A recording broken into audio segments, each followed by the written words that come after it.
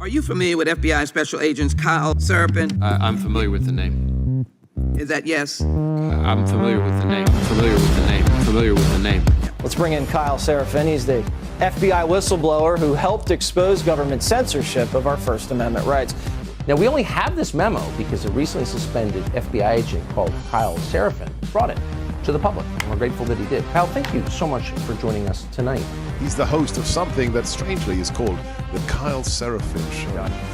Kyle Seraphin, I can't thank you enough for speaking out. I knew you guys were out there, and I knew it was just a matter of time, but you got a lot of guts putting your face and your name to this. You're doing a service on behalf of the American people, and from the bottom of my cracked and broken heart sometimes, thank you very much. Take a look behind the curtain with a real whistleblower and American patriot. Prepare to embrace the uncomfortable truth because this program has no time for comforting lies. Here is civil liberties enthusiast, Second Amendment defender, and recovering FBI agent Kyle Seraphin.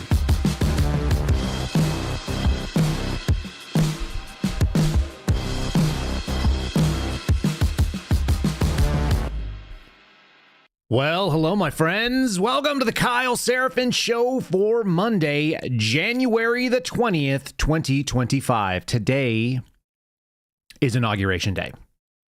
And what we're going to do is do a little retrospective. It feels like a time to be reflecting on the past. I know we've done this a few times, and I'm going to keep doing it only because today is one of those moments. I got up yesterday, and I was thinking about SHOT Show, which is coming up this week, and I'm going to be flying to Las Vegas, and that's what's on my agenda. So, I'm like, oh, I got to pack. I got to get my stuff together. I'm going to get ready to go on a plane, which I don't like doing. Is it going to snow 3/4 of an inch in here in Austin? Is it going to shut down the airports? And then I was like, there's something really big going on in this country right now. We're about to get the new president that we've been waiting since November 5th to have. We all kind of have been expecting things to happen, but today's the day when it gets to happen. And then we get those first 100 days. So that being the case, it reminded me that 8 years ago today, I entered on kind of a really strange little journey. It was my first really outdoor official thing that I got to do. My first day on the job was in December of 2016 when I worked for the FBI, and I got to go do a search warrant, and all that's good. And I got my first arrest on that day as well. But my first law enforcement action in Washington, D.C. happened as a joint assignment with a member of the United States Secret Service on what's called an NSSE, just like today is a National Special Security Event, a thing that was my first exposure to these large operations. And I had my first, what we always call a PC arrest in the Bureau, but it really, all arrests are done with PC, probable cause. It was really my first open air, unplanned arrest, where I watched someone committing what I knew to be a federal felony and then took that person into custody. So we're going to talk about a little bit of that. And the environment that has gone on through the last 8 years from Disrupt J20. Yes, that was the thing in 2017 during the first Trump inauguration. There was a whole group of people that wanted to derail his inauguration because the propaganda and the stupidity and the panic on the political left has basically run its course from inception to peak in 2020, 2021. And now it is in the denouement. It is in the trailing actions, and we're seeing it, and there might be a possibility. I think that's the only way to say it. There's a possibility now that we get to watch a Donald Trump presidency be the thing that it probably should have been the first time around. I don't think we're going to get everything. Not even close. I don't think we're going to get even close to all the things that many of us hope will happen. But it'd be great if we got some of them, and I think that's where we're going to go. Let's kind of just do a little reflection today on that before we get started. Yes, there are many threats out there in the world. One of them are, what would you even call them? Like cybersecurity threats and people that are running after your identity. I have this problem myself. So we're going to get started right there with our sponsor. And this one, you guys will like. It's Patriot Protect. Okay. The website is kyle.patriot-protect.com. There is a shocking amount of your personal information about you and your family that is publicly available online, including your current and past addresses, your phone numbers, your emails, Let's see, relatives, people who have even passed away, and more. And if you have not signed up for Patriot Protect or a service like it, all of this data is searchable on hundreds of websites, putting you and your loved ones at the risk of identity theft, fraud, harassment, or worse. I've actually experienced this. My wife has as well. We're about to get her signed up sometime this week. Scam calls aren't just annoying or random. Sometimes they're calculated attacks that can expose information. They can profile and target you. Scammers will exploit your name and your number and your personal details to get through your defenses. Changing your name, changing your phone number, your email, your home address will not prevent them from finding you. You need to stop it at the source, and that's where Patriot Protect comes in. Folks, it is a security service that cuts off your exposure at the source by removing the personal data from all of these places on the internet that you never agreed to share.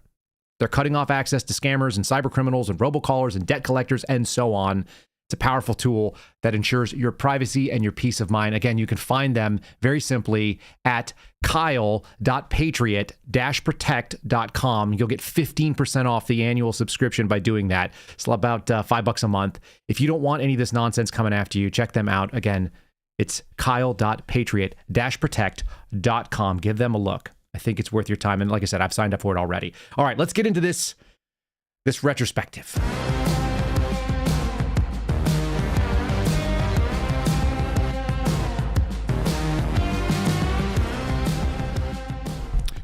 Okay, so one of the reasons that you all listen to me, at least I believe it is because of the experience and the background I have. And I've got some pretty interesting, weird stories, and I grew up in kind of a funky way. I'm going to give you kind of a quick story. I came out of college. I didn't know what I wanted to do. I sold ergonomic furniture, and I sold radio airtime in San Francisco. I came back and I sold computers for a company called Dell, which many of you guys have heard. I was one of the earlier migrations into the tech movement in the Austin area in 2005. There was tech here, but it wasn't the same kind of influx of California types. So I came in and did that. I ran a restaurant in the Kansas City area. It was in the greater Kansas City area. Ended up in California, worked for Warner Brothers, and then got into the military.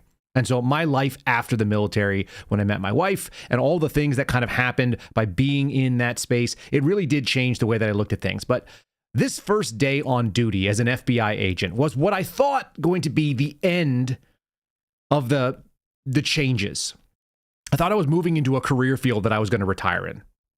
And anybody who knew me at the time, my wife, my family members, even my dad, who's probably sitting in the chat right now, they kind of knew that might not be the real thing. I kind of knew it too. Why? Because the FBI wasn't what it sold itself to be. The thing is everybody assumes that when you have a federal badge and a gun, that you have like this huge amount of authority to go do stuff. And partially that is true, but you don't have a lot of autonomy of action. In fact, I would always tell my neighbors, local police officers are far more empowered to do things like proactive law enforcement. You don't really get to do that as a federal agent. We can do really, really powerful and immense long-term investigations. We can go and be incredibly granular about details. We can get things about you and who you are, and we have powers to subpoena. We have powers to execute search warrants, both in the digital and physical space. And all of those things can be really invasive. But what you don't find is a lot of people that have taken someone into custody in what the Ranger Battalion guys call sua sponte. You're on your own volition. You go and you do so. And I had that experience, and this is the headline. I had this experience on January 20th, 8 years ago today. The picture you're seeing is from the Washington Post. American University student was charged with pointing a laser pointer at the police. This was 3 days after the day. So 8 years ago, 3 years ago. Sorry, 8 years ago, 3 days from now. An American University student appeared in court on felony charges of aiming a laser pointer at the United States Park Police helicopter on Inauguration Day, which was a Friday. The student's name was George Herdig. We did a show about this probably 2 years ago now. It's just one of those things that pops up in my feed, in my memory, if you will.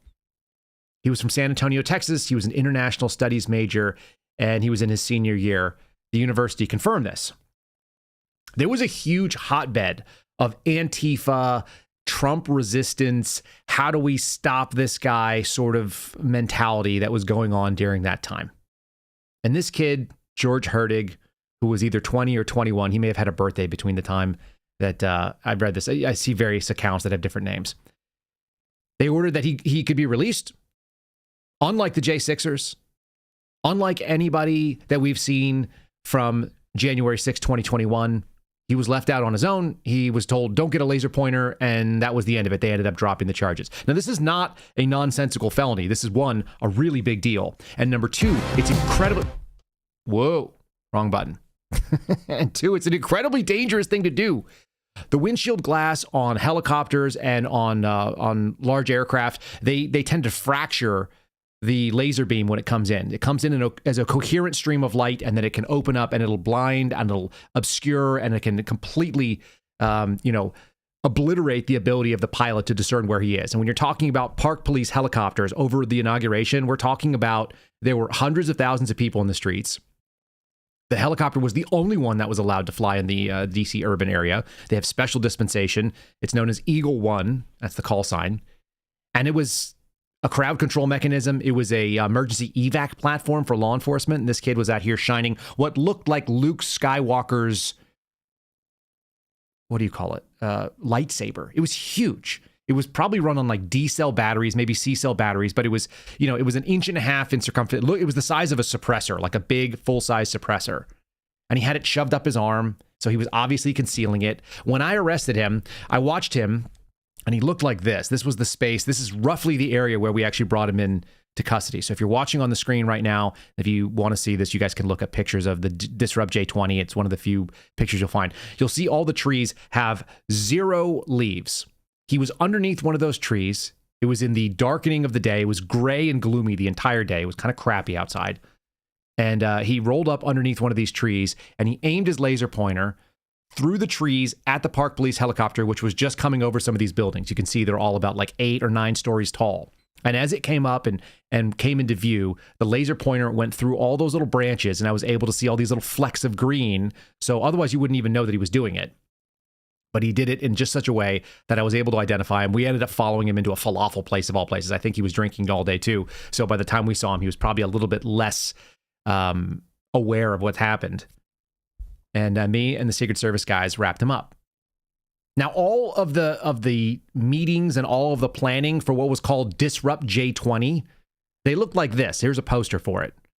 They told people to show up in Washington, D.C., Friday, January 20th, 2017. Disrupt the presidential inauguration. They thought if they could disrupt the ceremony, that they could stop the will of the people that put Donald Trump in office in the first time. And they got a lot more sophisticated, I believe, in January of 2021. I think they got a lot more sophisticated in November of 2020. This was the first ditch where they went like, oh my God, we let someone through the gates. We let this guy, Donald Trump, this populist movement happen, and we didn't see it coming. They didn't realize what they were dealing with. And so there you have a bunch of people, this Antifa group that, like I said, organized out of American University, just like this kid, George Herdig. And the results were pretty intense. The calls in on the radio, we had dozens of weapons that were called out throughout the day. People ditching guns, people ditching knives in the metro stations in D.C. There were real credible threats against Donald Trump, including this is a Secret Service limousine. If my memory serves, it was the director of the Secret Service's limousine, although we got conflicting reports, but they burned it to the ground. I mean, they burned it to a husk. So you had fire bombings, you had windows kicked in. You had all these people sort of losing their minds. And now we get to today. And I'll tell you one last little story just because it's kind of an interesting little personal note. On that day, and I spent probably 12, 13 hours on my feet, cold, walking around. I was wearing duck boots. I was wearing like Sorels. They were not the right shoes. My feet were absolutely devastated. But luckily, I'd spent some time in the military carrying a pack. I knew how to walk around. And so I'm standing there, and it's one of the last things I did. I was actually told, hey, you guys can step down. You're off duty. You don't have to be there any longer. And I'm standing there on the side of the road. I want to say I was either on Pennsylvania. I might have been on the street heading back to my office. So it might have been on like 3rd, something like that, Northwest DC. And there was almost nobody on the road.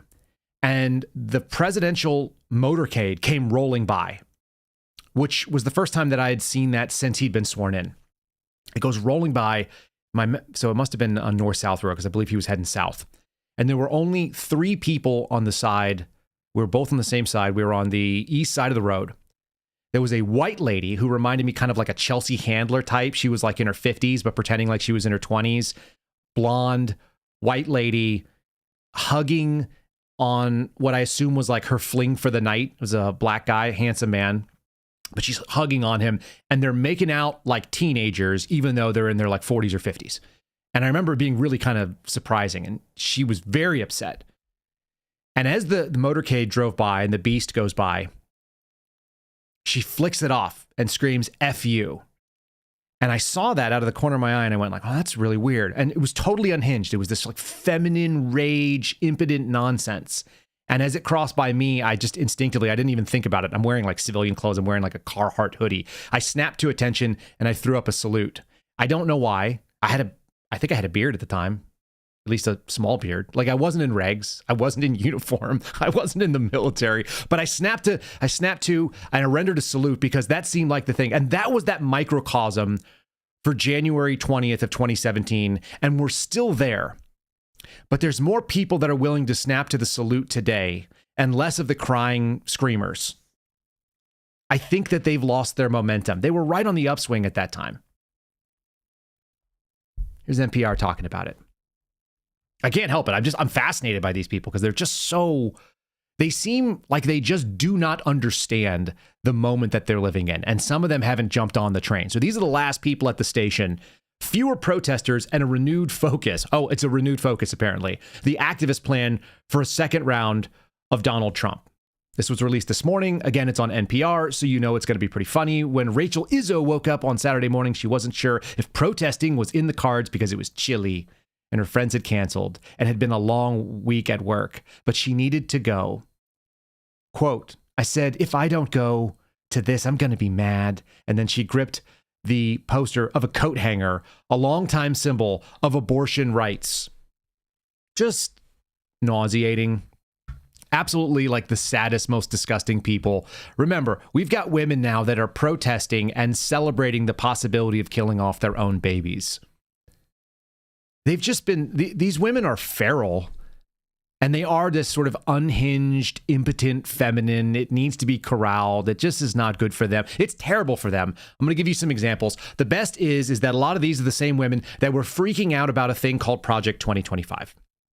And the folks over at the Heritage Foundation, helped put this together. There were others as well. Some of them are in Trump's cabinet. There's been this big push on the political left to try to act like Project 2025 is the secret Trump agenda, even though Project 2025 is something that was put out basically every single year when you had Republicans come into power. So the question is, what is it? And do they know what it is that they're protesting against? And I've got some evidence they do not. This is credit to the folks over at Frontline and TP Action, so Turning Point Action.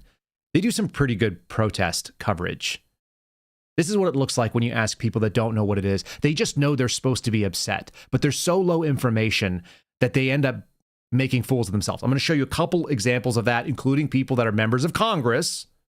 And then we're going to get to the sort of the fun thing that you can't even, they're so silly that the people that are trolling them, they sound identical at this point. And that's how goofy the sort of the world is. All right, here's a ladies' march. It's now called the People's March because the Women's March is not inclusive. The Women's March is not inclusive to people who are, I guess, allies or transgender or whatever the heck it is. Here we go. So earlier, one of the speakers mentioned Project 2025.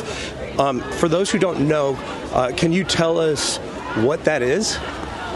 So as far as I know, they're trying to repeal everything that makes this country this country. Well, for those who don't know. It's what is it the Brookings? No, it's not. I'm trying to think the institution. It's basically just like a big book of bullshit. It's a list of things that they want to do in this administration, put together by a think tank of right-wing, I would say, kookballs, personally. They want to censor women and kind of control us a little more. I mean, there's a lot of, it's all about parts to it. There are many pages. Gone. And this is part of his platform? He says that it's not, but it absolutely is. It's something that Donald Trump said he wasn't part of. He was part of from the beginning. First of all, I have no idea what it is. I don't know what the hell it is. It's Project 25. I haven't read through the list because I know it's disgusting, I'm sure, but eventually I'll look at it because we have to prevent those things from happening. I really don't know the details, so I'll start with that. I'm a college professor by background, and it's good to be able to say I don't know. Do you know about Project 20? Oh, The day after the results came out, I was really, like all of us were just like terrified. we're like terrified. Like we don't know what it is. In fact, it's so scary that we can't even read it. We don't even want to know what it is that we're resisting, but we need to resist. This goes to that sort of thing that we talked about when George and I were sitting there on Timcast. We did the culture war, was it a week and a half now on Friday? And we sat down there and we're talking about sort of the three levels of the sort of commie types, the American haters. You've got the folks that are with the money, that are backing this stuff up. They don't live by the values that they're predicating, but it seems to benefit them. So they're out there putting their money behind it.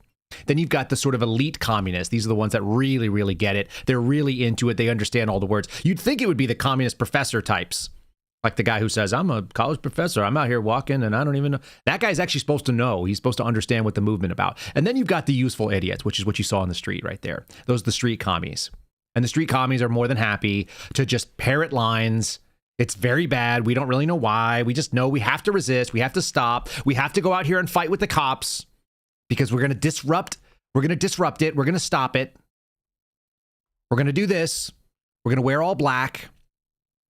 You know, we're going to be the people that provide cover. And the question is like, well, are these people going to be okay? They've lost the steam. They used to actually have the talking points sort of issued to them. They used to all be on the same page. Now their movement is fractured and they're confused. And when asked about it, all they can sort of point to is like their mental health is not well, which is the same thing you just heard from that NPR article. Here's Savannah Hernandez. The other thing that I've kind of realized from kind of looking back over the last 8 years, and yes, of those 6 of them I spent as an FBI agent. So 2 of them has been spent doing this podcast and talking to you, which is crazy. Because in that time, we've talked to Colton Moore, who was just arrested, trying to get in to do his job in the state Senate in Georgia. He made national news by just walking in. We had Matthew Lohmeyer on, former Space Force commander, pilot for the Air Force, a guy who was removed and ended up writing a book about woke Marxism. He just got named the Undersecretary of Defense, right? Like he's going to be in the Trump administration. I met guys like Brian Birch, who helped fund our podcast and get us off the ground from Catholic Vote. He's going to be the ambassador to the Holy See. He's going to be the Vatican ambassador from the Trump administration. You know, we've met guys like Kash Patel, who's nominated to be the next FBI director. This is a wild time. And one of those people that we met too was Savannah Hernandez. So she came and sat at my house in this little humble abode. She drove up here and hung out with us. I got to have dinner with her a couple times with Andy No. People that I was watching when I was working on duty, trying to understand what they were doing in 2020 when there were riots across the country. Those people that I was keeping an eye on because I wanted to know because they were giving us the good information. They've come and met me face to face. It's bizarre. Here she is asking people, hey, how's your mental health? How are you doing? Is this resistance going to be as effective as it was in 2017? I don't think so. They look like they've been broken. I think Trump finally, like the Trump derangement syndrome has gone terminal. And now it is in the sort of like malignant final phase where they are no longer functional. What have the mental repercussions of Donald Trump being the 47th president been? I'm personally here because I had a mental breakdown after Donald Trump won. It's devastation. It's absolute, complete devastation to people's mental, emotional, physical, and psychological health. People are dying as a result of Trump being elected. There are people dying by suicide because they don't want to live in a country where their rights are not respected and them as people are not seen as people, but rather than objects of that should be eliminated. Huh? Did you notice that lady was wearing some sort of like peasant costume on top of like a angel fairy thing? These people are not well. I do feel bad for them. I really do pity them. They've been so radicalized against something. Like back in the day, like you would have an election, you'd be like, darn it, my person didn't win. I wonder how this is going to go. We're probably going to see more taxes. We're probably going to see, policies that I don't agree with. Nuts. We're going to have to do better next time. We're going to have to take them in the midterms. People did not lose their ever-loving minds like this. And this is kind of a TikTok generation. They're low information, 60-second clips. They're getting their information from weirdos and wackos, and they're not actually paying attention to like what's really going on. I saw this guy. This may be like the peak. And this guy's a boomer from what I can tell. Just eyeballing him on age. How in the world did they capture people that should have had decades of grounding in reality? Listen to the opening statement this guy says. It's just a word salad. Like Kamala Harris is jealous of this kind of nonsensical statement. And yet, he's been out there pushing out this kind of stuff, and people are like clinging to it. They're like, oh, he's got gray hair. He must know what he's talking about. He's saying the thing that I want to say, even though it has nothing to do with reality.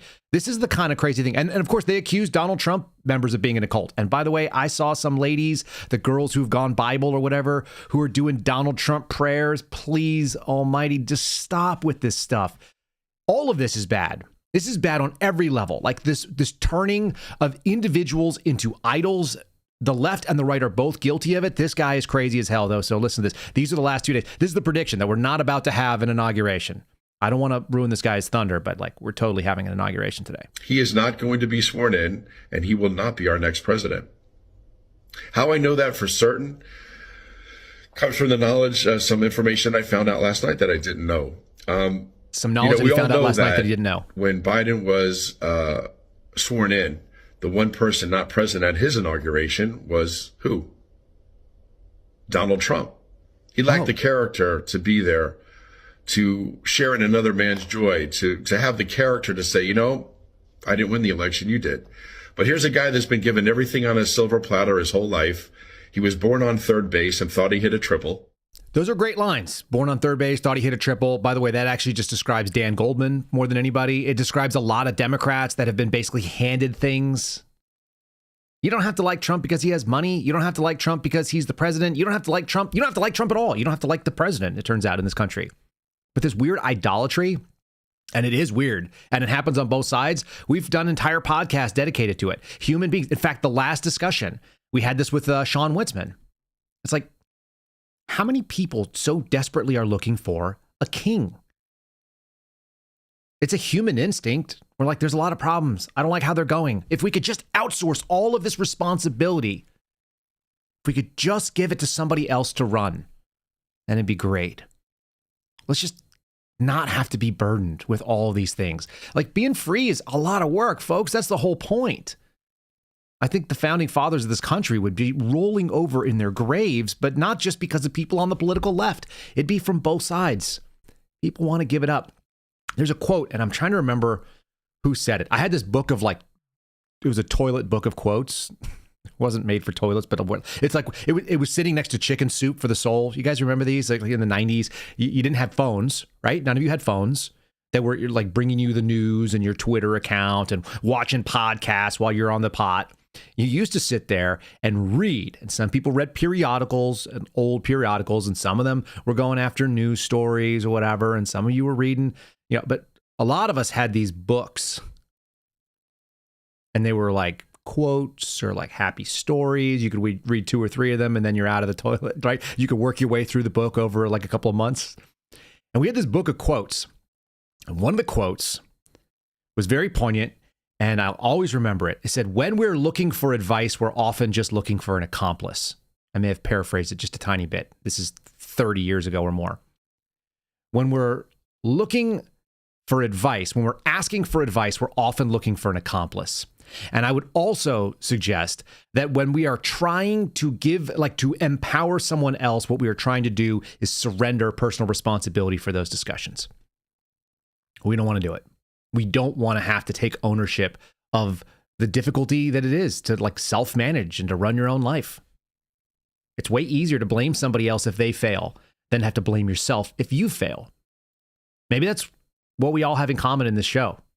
The folks that listen to this show, I think a lot of you are interested in your own problems, handling them your own way. You want to go out there and live as close to something like 200 years ago, where it's like your kids, your responsibilities. You take ownership of your own decisions. You want to have your own food sources. You want to prepare instead of repair.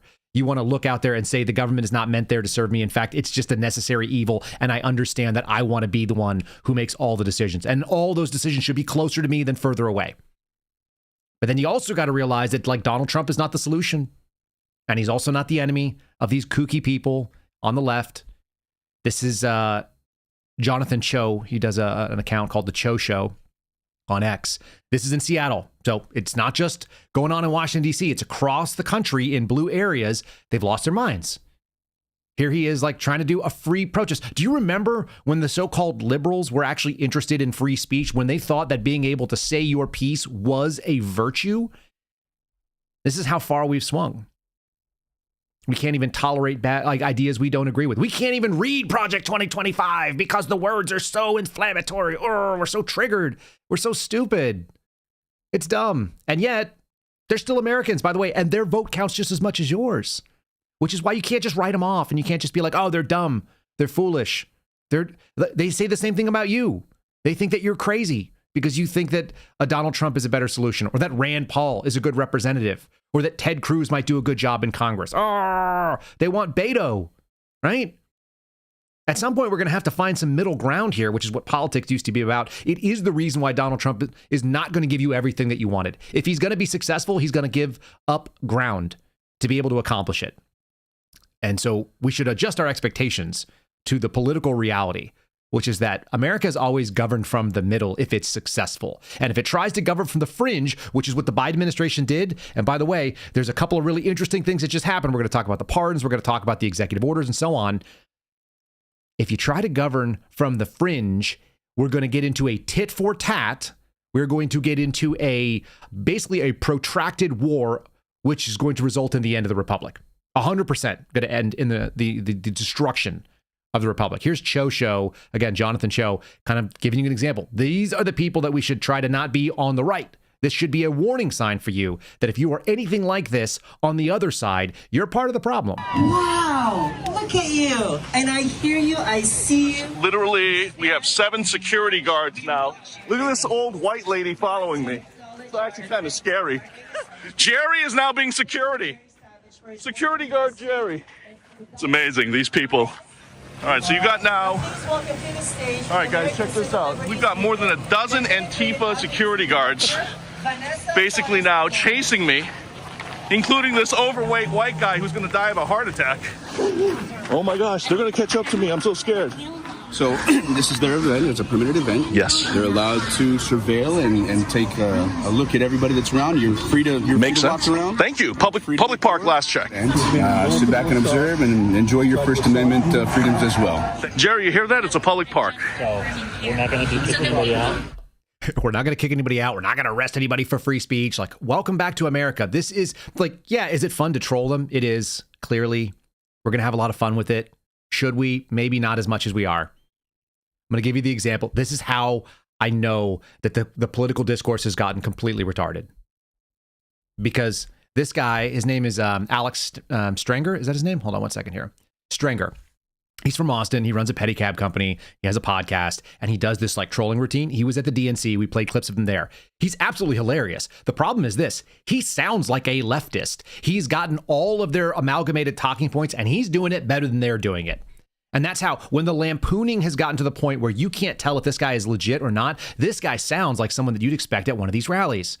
Like Jerry, the chubby security guy, or the fat white ladies that are running down after like a young man in his 40s who clearly is not threatened by them while they're wearing their orange vests, trying to shut down speech and the press. The same people that put out the "Democracy Dies in Darkness" banner when Donald Trump came into office, right? The same people. Okay.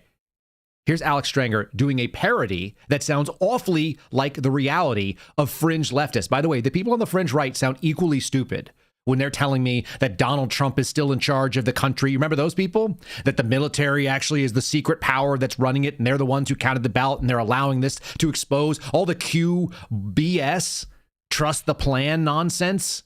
The psyop within the psyop, where the people just like basically LARPed themselves into nonsense. It's just as bad.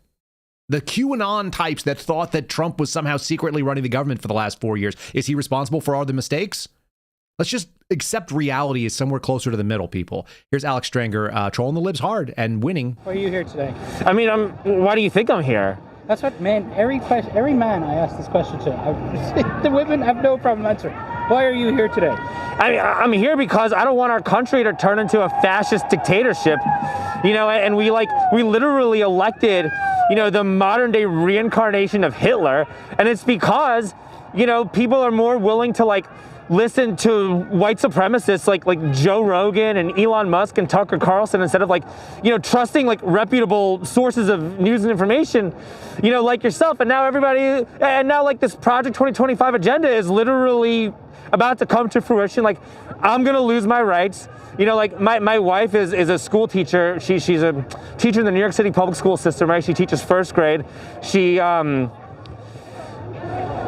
just finished medically transitioning, and now with this Project 2025 agenda with abolishing the Department of Education, my wife, who's trans and I support her and I love her, she's what? She's not gonna be able to teach first grade anymore because of that? No, it's white supremacy. It's white supremacy. It's full blown fascism, and the way these MAGA QAnon, the way these Trump-supporting Christo-fascists, where they go after African Americans, Hispanics, the LGBTQ, minor attracted persons, people that steal. No, it's an attack on the black community. It's an attack on minorities. And it's an attack on people who are different. What this? How real does that sound? He's trolling, by the way. He's a comedian. He's hilarious. Everything that he just said there was him making fun of the people that actually say that. He doesn't have a trans wife. He's not from New York. He's from Texas. And he's a small business owner who does this as a troll, but also I'm sure there's some decent income. So he's out there videotaping this nonsense. He's wearing his own microphone, folks. So all of you that are in the chat right now that are really pissed, you're like, hey, oh my God, what does he say? I'm telling you, he's trolling. He's making it up. He sounds like the real thing. Why? He sounds like the real thing because that's what the real thing sounds like right now. Okay? He got all of you because that's how they sound. They've lost it. And that tells us something really, really bad about America on the left and the right. I'm just saying, we cannot exist as a country where we can't even agree on some simple, basic stuff. And when somebody is able to go out there as a parody and he sounds exactly like the real thing, it's dangerous. And the danger is there's a lot of other stuff coming down the way. Remember, they were successful not by doing it this way, not by having marching in the streets. They did it by shutting it down and getting you to internalize some fears that happened. Let's go ahead and pivot over and say thanks to one of our sponsors who actually is a great hedge about this. Again, you can either prepare or repair. You got two kind of options. We should be preparing right now mentally for a lot of things. And some of it, there's some physical preparation that goes on as well. You should be doing fitness. You should be eating well. But you can also get yourself squared away because how did they do it? They came after us with the medical system. It's one of the reasons why we took on the sponsor, the wellness company, twc.health/Kyle. You have to ask yourself, if the globalists are gearing up for another pandemic after failing at the ballot box in November, we're just weeks away. We're not even weeks away. We're now hours away from President Trump's inauguration. You had California Governor Gavin Newsom talking about bird flu. They've got a state of emergency. They got the fires. They're giving themselves sweeping powers. We remember how they overdid this during COVID-19. And then they're talking about the severe cases of H5N1 flu reported in Louisiana, coming out of cattle and blah, blah, blah. Critics like Nicholas Hutchner have been warning that the pandemic could be weaponized to challenge Trump's agenda, including 2025 and the nomination of RFK to lead the HHS. Is this a health crisis or is it a power play? That's the real question. So last summer, Dr. Peter McCullough, who we've been listening to for a couple of years now, warned about the bird flu, linking the virus to a rapid spread of gain-of-function research, now commonplace. We're going to talk about that in just a second as well. Dr. Peter McCullough urges early prevention and recommends the Contagion Emergency Kit, something you can buy from the wellness company right there. Again, twc.health/Kyle. Get yours by filling out the digital intake form. You get 1 to 2 weeks and it'll be on your doorstep. Don't wait until the deep state puts in whatever plans they have. You can get yourself ready for the unexpected. Give yourself 5 critical life-saving medications like ivermectin, Tamiflu, a nebulizer, hydroxychloroquine, and things that doctors were keeping out of people's hands. Super easy. Again, twc.health/Kyle. Use the code KYLE. Save yourself $32 plus get free shipping. It's for U.S. residents only. It is a real problem when you have an organization that you can't trust your own government. You look at them and you go like, I don't think they have our best interests at heart. You just don't. This is an interesting little clip I found. Why? Oh, here, let me give you the story that actually gives us, because we had some last minute pardons. If you guys don't eat the news cycle the way that I do, if you're just listening to this later on in the day, you may already hear this. But Biden preemptively pardoned Trump foes. What? The Trump foes include Dr. Anthony Fauci, General Mark Milley, and the entire J6 committee. This is being reported by the AP. They're pardoning him against potential, quote unquote, revenge. Revenge? I didn't know that there was a statute for revenge. What if they broke federal law? What if they actually broke federal law? They're being preemptively, they haven't even been charged with anything yet, and they've gone out there. This was the one that I've been waiting to see drop, and they waited until hours before he's leaving office. President Joe Biden on Monday, that was today, pardoned Dr. Anthony Fauci, retired General Mark Milley, and the members of the J6 committee that investigated the J6 attack on the Capitol. Oh, did they? Sure. Using the extraordinary powers of his office on the final hours to guard against potential quote-unquote revenge from the incoming Trump administration. The decision comes after Donald Trump warned that there was a list of enemies, those who crossed him politically or sought to hold him accountable for the attempts to overturn the 2020 election loss, and his role in storming the Capitol. Really, what role was that? That he thought there was shenanigans and they weren't investigated? How about we just investigate and find out what's going on? Now, is this all bad news? Probably not. It actually turns out there's some interesting pieces to this. And here's Jesse Banal over on X. I saw this just before we went live. Jesse Banal is Garrett O'Boyle's lawyer. He's worked on behalf of Kash Patel. He's been Donald Trump's lawyer in various different things. He said this. I'm just going to read it directly. Quote, "The pardons are actually great news. No one who was just pardoned will be able to refuse to testify in a civil, criminal, or congressional proceeding based on the Fifth Amendment protections. In other words, they could claim the protections of the Fifth and not testify. They now are not going to be criminally liable, so they have no excuse not to testify. And let's be realistic. Most of these disgusting individuals would probably have to be charged in Washington, D.C., which doesn't convict partisan leftists anyway." You guys can find that. We'll put it out there. I'll make sure that I've retweeted it. Reposted it, whatever they're saying over on X right now. So they can't plead the Fifth. The other thing is what if they went out there and lied and we found evidence of them lying? So they testified to something and then you were able to prove it otherwise. They are still accountable for perjury. Perjury happens after the pardon. Perjury would be the act of saying something untrue, so you could still catch them in perjury traps. Should we be trapping people? Probably not. Should we be investigating and finding out what the hell's going on? Mm-hmm. Should we find out what happened in the 2020 election cycle? Absolutely. Is it over yet? No, it is not. All the machines are still in place. All the things that people thought were problems, all of the election security measures that were not fixed are still problematic to us. I'm going to be going to SHOT Show. I'm going to be flying out there on Tuesday. I'll be there Wednesday and Thursday and Friday. We'll probably be doing at least 2 shows from Vegas. One of them is going to be in person with a guy named Joel Oldman, who's become a friend of mine. He runs the Conservative Daily podcast, and Joe is single-mindedly focused on election security. He's written white papers. I hope that they're taken into account. He understands network infrastructure and architecture better than I ever will care to. And he said that the problem still exists. I believe him. So do most of you. The system has to be fixed so that we don't have this like we don't believe it and we choose not to believe it because the facts are something that we can just pick and choose. We can't be living on alternate fact diets in this country if we want to continue. Because we're going to get more of this. It's the tit for tat mentality. It's the back and forth. This is the same thing that you see in every single like multi-generational conflict. It started somewhere and it continued to escalate. And this is a piece of it. Who's writing this here? This is CNN. This is Stephen Collinson's analysis piece. Trump's comeback will begin with a blast of executive power.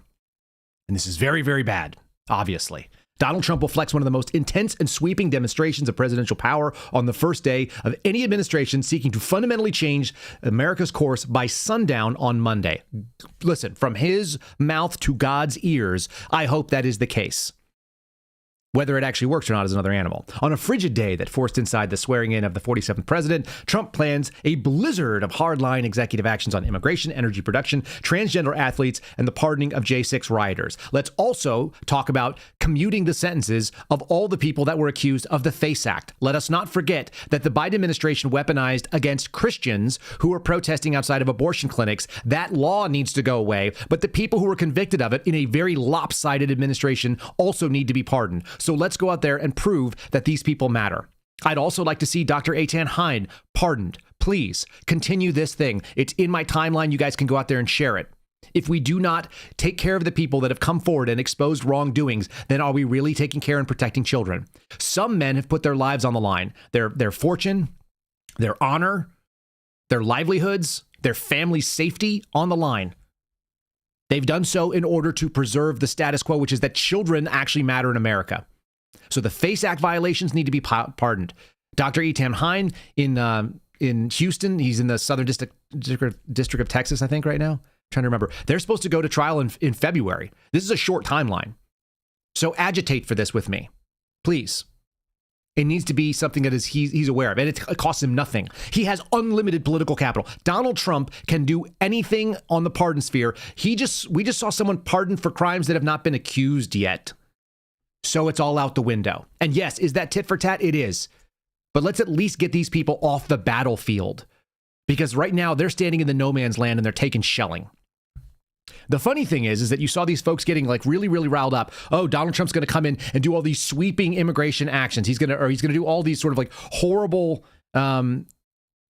these horrible executive actions. I just was curious because I remember more than a few minutes ago. I can remember back 8 years ago pretty clearly. I remember what my feet felt like at the first Trump inauguration. I also remember the Biden administration coming in, and I remember that there were fencing, there were partitions all over the city of D.C. There were armed National Guard guys that were not there on January 6th, but they certainly popped up for the inauguration.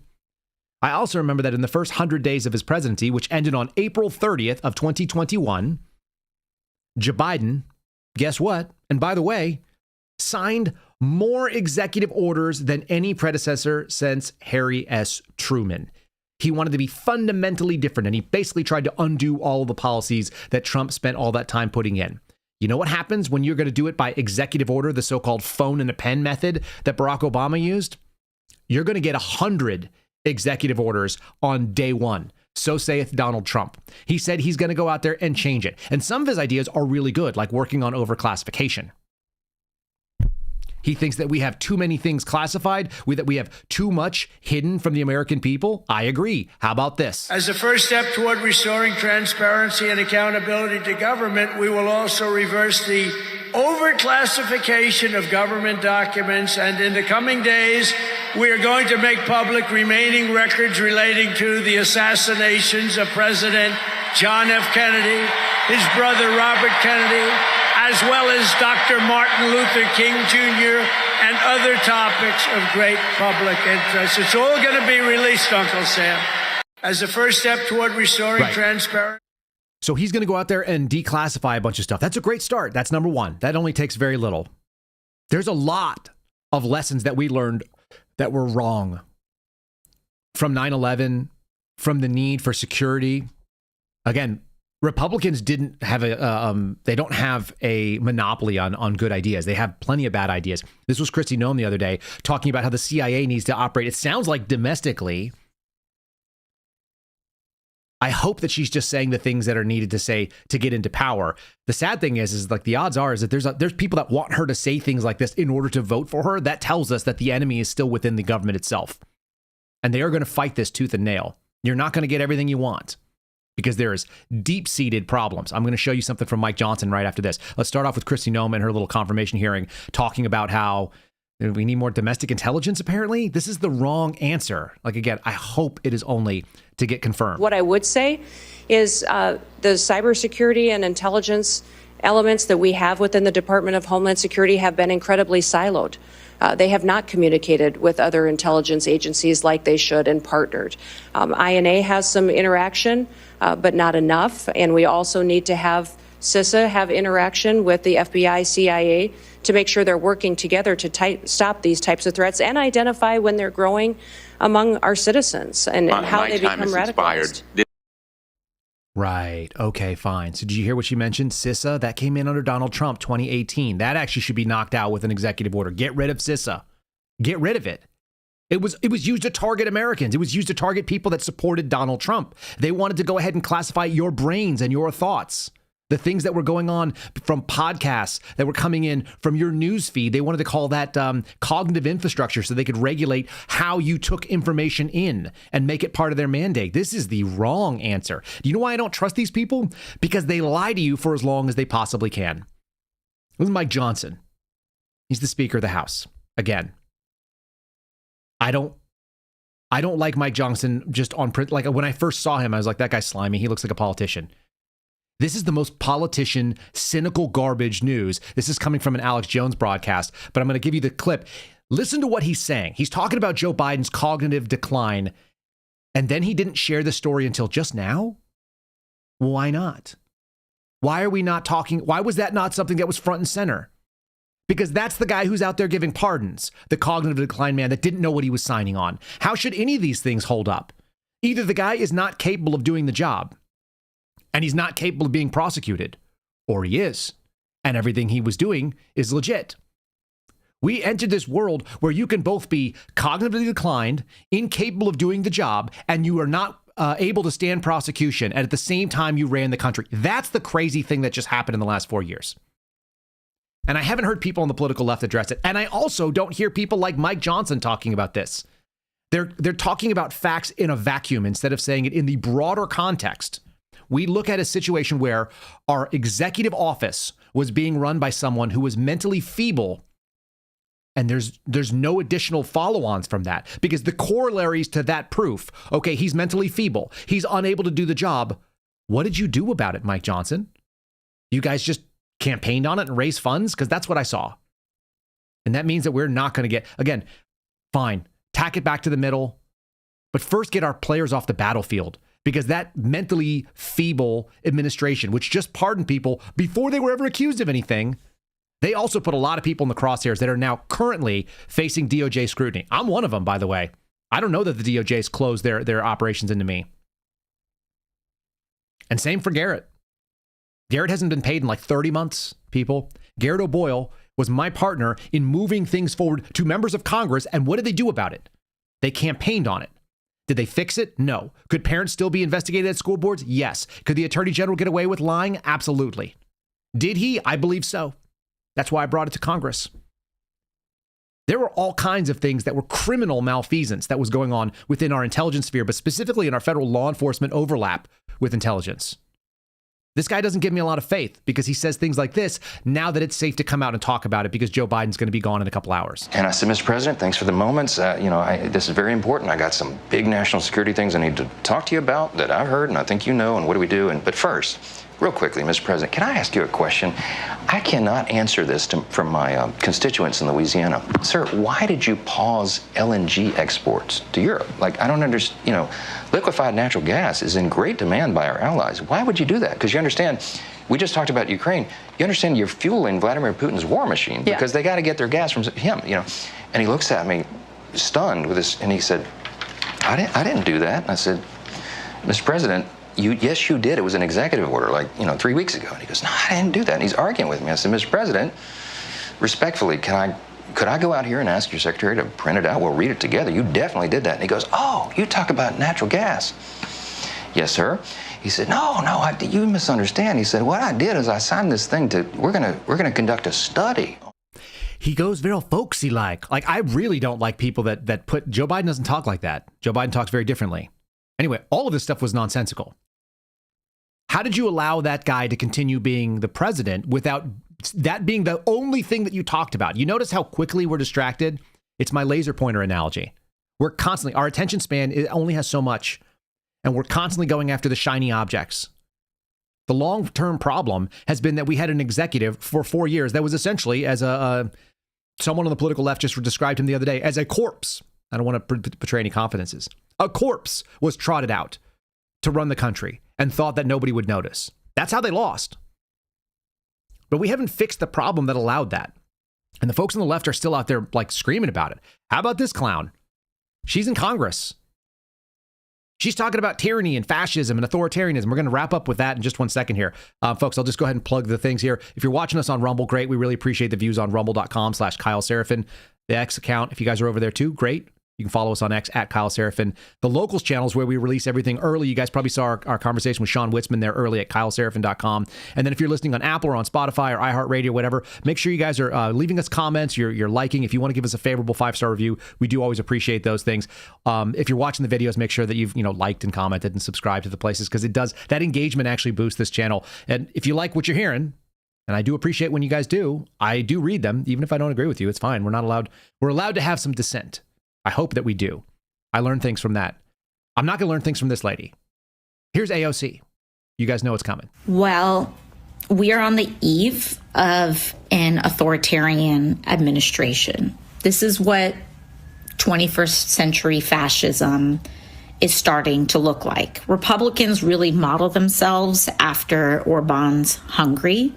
And so you can look to see how Viktor Orban runs Hungary to get a taste of how they will try to govern and control media and companies in the United States. And this is kind of an entree to that. As far as what we do, this is a time of experimentation. A lot of people will still use platforms, can still use platforms, but I also look towards places where you have more ownership as well and develop your audiences there. Like Blue Sky, you own your audience. It's a protocol, decentralized protocol, newsletters, email. What the hell is she talking about? Like, what is that? We're being gaslit by just like the dumbest people. I think it has something to do with this. Here's TikTok. They're going to be restoring service for U.S. users after Donald Trump's comments. I have mixed feelings about TikTok. It was always a problem, but the fact that there's millions of people using it, and are they doing anything that people would not actively surrender to the Chinese? No, people would totally surrender to the Chinese. They understand what it is, or they don't, and they don't care. Most people just don't mind exploiting their data. The problem is the folks that are supposed to be like doing the oversight on this are some of the dumbest people ever. Here's a compilation of 4, maybe 5 dumb things. There's another one that was on there. The one that is going to be admitted from this little video, which was amazing, is that if you have TikTok on your phone and you put it in airplane mode, can it actually communicate with the plane? I'm not making that up. That was an actual question in a congressional hearing. Here's some other dumb ones. Here's Nancy starting off with tic-tac-toe, ending with, can it hear your thoughts? Yeah, this is the kind of serious people that we have. We need to elect more competent people, and maybe politics needs to be, maybe we need an IQ test. I mean, can we do that? Can we do an IQ test? This is not an attempt to ban TikTok. It's an attempt to make TikTok better. Tic-tac-toe, a winner, a winner. Mr. Chow, if I plug in my earphones into my phone while they're in my ear, can TikTok know what's going on in my brain, please? For sure. Mr. Chu, does TikTok access the home Wi-Fi network? Only if the user turns on the Wi-Fi. I'm sorry, I may not understand the... So if I have a TikTok app on my phone and my phone is on my home Wi-Fi network, does TikTok access that network? Been a member of the Chinese Communist Party? Senator, I'm Singaporean. No. Have you ever been associated or affiliated with the Chinese Communist Party? No, Senator. Again, okay. I'm Singaporean. Let me ask you some hopefully simple questions. You damn well know that you cannot protect the data and security of this committee or the 150 million users of your app because it is an extension of the CCP. And with that, I yield back. So there you go. Unserious people doing unserious things. My favorite is that if I put my earpods in, can it listen to my thoughts? That is equally dumb to what if you put too many Marines on Guam? Will it capsize? Will it flip over the island?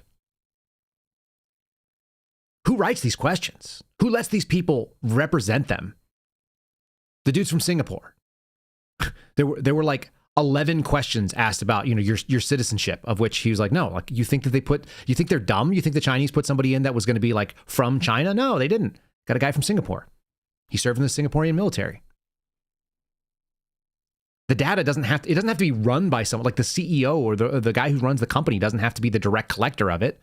The algorithm and the way that the code is written exploits things back, and the fact that it has servers, but some of the servers are in Texas from everything I understand.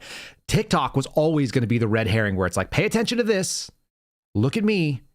Meanwhile, how about our intelligence agencies, which Trump just said he's going to start declassifying things? Do you know how much resistance there's going to be? They've been robbing our data blind. I may have a little bit of insight into that. I may have signed some NDAs about what the heck they do. Not the agency I used to work for, but the ones that partner up. We have intelligence agencies grabbing incredible amounts of data, and the stuff they can't grab legally, they can buy from the companies that you are seeding that information to every day, every app you use. If you don't believe that your phone, that little thing that sits in your back pocket like mine, this is a spyware device. It rolls around every day and it collects on you. So choose make your choices in apps accordingly. None of you read the terms of service. I know you didn't because you don't have time to. So you're all surrendering this stuff. So don't act like suddenly like, we're going to stop TikTok. It's like, just let people speak.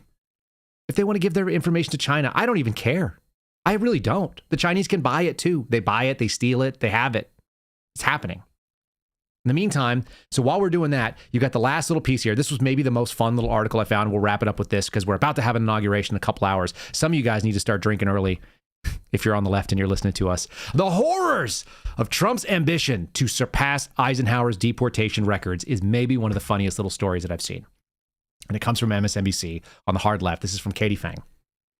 At a Turning Point event, Donald Trump, the president-elect, said, on my first day back in the Oval Office, I will sign a historic slate of executive orders to close our borders to illegal aliens and stop the invasion to our country. Why that's a problem for them, I have no idea. And on the same day, we'll begin the largest deportation operation in American history, larger even than that of Dwight D. Eisenhower. Do you think Donald Trump understands the nuanced operations of Operation Wetback, which was launched in 1954?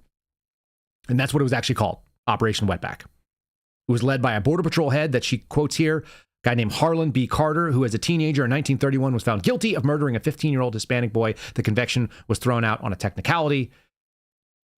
The guys used military-style tactics to round up Mexicans without due process. They weren't citizens. This idea that we think that everybody is supposed to have due process here. Like, look, we've already done the due process. If you're in this country and you didn't go through due process to get here and you don't have a green card or a visa saying that you have authorization to be here, what would any other country in the world do? They'd throw you the hell out. Maybe they'd throw you in prison too, but probably they'd just dump you at the border. I know that because we've had people who were not supposed to be in certain countries like Guatemala or Panama, and they've been exported from country to country to country and thrown back to the United States at our cost. I've worked counterterrorism cases where somebody was not allowed to be somewhere, and they got thrown out of these 3 countries in a row. It was a domino reaction. Boom, boom, boom, boom. Suddenly, they're right back in our hands. They ran out there. They took a bus down to Mexico, and then they went through Guatemala, Panama. They end up down at Panama. Panama finds out that they're there. Out of here. Guatemala, back to Mexico. Mexico, back to the United States. Get the hell out. There's nothing wrong with it. Either you have a border or you don't. And do you think that Donald Trump knows all the intricacies of this and what it was called? And did he read about that? No, he just was like, who had the biggest deportation? Eisenhower. We're going to do bigger. That's Donald Trump. I'm just saying. Let's be honest about who this guy is and who he isn't.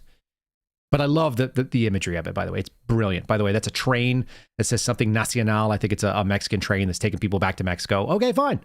Get out. See ya. Come back the right way or don't. We don't care. America is supposed to be for American citizens. How about people actually care about that for once? It'd be nice. There's plenty of homeless vets on the streets that you can have all of your compassion dumped into. You'll notice they always go for whatever the newest shiny object is and not the people that are actually their country people. Countrymen and women who are suffering. And there are some. All right, last little story before we get out. This is just a preview. On Wednesday, when we're in Las Vegas, we are going to do a sit down with this man right here. He's the former special, what they call it, the supervisory resident agent, senior supervisory.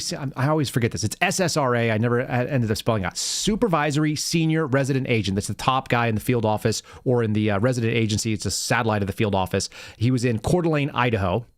His name is Zach Strofstall, and I probably butchered that, so Zach will correct me. He's going to sit down with me and Joe. We're going to do a combined interview with an FBI agent that refused to go along with Biden's agenda. And you know what they were going after? They went after Patriot Front. So for all of you that are really interested in the real story behind what happened with the Patriot Front search warrants and who they are as an organization and what they do and do not do and whether or not they're quote-unquote feds, this is the man that lost his job. He is a suspendable. He'll be getting the pin.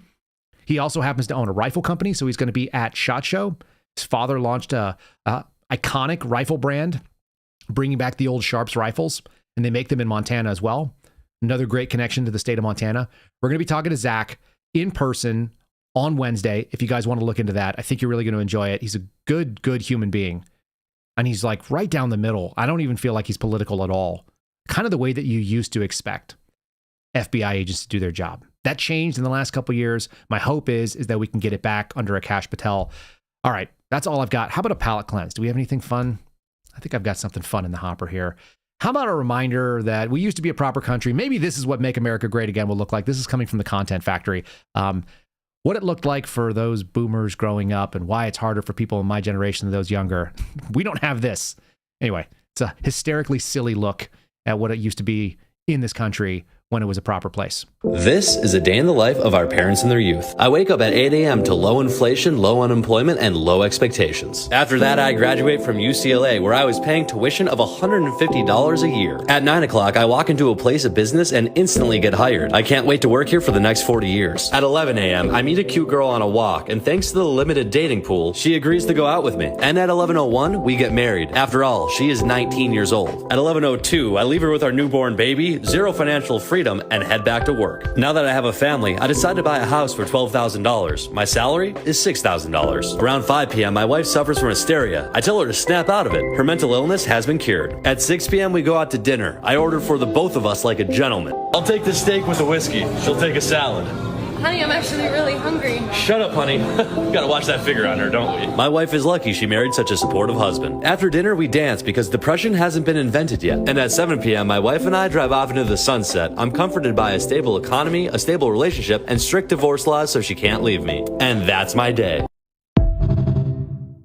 Oh, the silliness. That is pretty funny, though. You know what? Some of that stuff actually has some truth. There might have been some better things that were out there. I'm sure not all of it was. All right, that's what we got for right now. Look forward to seeing you guys again tomorrow. Make sure that you have watched our episode with Sean Witzman. If you have not already, I'll make sure that I link it over in the Locals channel. Again, Locals is KyleSerafin.com. That's how you join up over there and join the community. Have a wonderful Monday. Congratulations to Donald Trump becoming the 47th president of the United States. And do good things. We're all counting on you. We really are. I hope this is a big change from the last time around. All right. See you guys on the other side. Thanks for listening to The Kyle Seraphin Show, streamed live weekdays on rumble.com/Kyle Seraphin. Follow Kyle on Twitter, Truth Social, and Instagram at Kyle Seraphin.